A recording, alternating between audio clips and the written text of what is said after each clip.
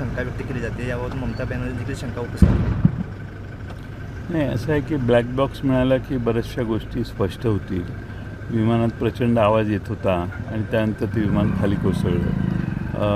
याच्याबद्दल ब्लॅक बॉक्समध्ये तपशील असेल आणि त्याच्यात बराचसा उजेड पडेल अशी अपेक्षा आहे.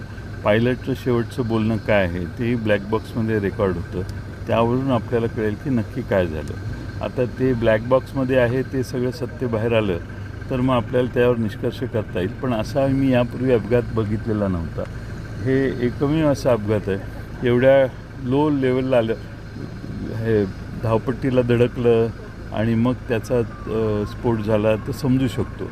पण हे वरून विमान गरगर फिरून खाली पडणं हे मला कळलं नाही कसं, आणि मी काय त्यात एक्सपर्ट नाही आहे, त्यामुळे एक्सपर्टचा व्ह्यू महत्त्वाचा आहे. पण ब्लॅक बॉक्समध्ये ज्यावेळी आपल्याला ब्लॅक बॉक्स मिळेल त्यावेळी आपल्याला नक्की कळेल की काय कशामुळं कधी झालं.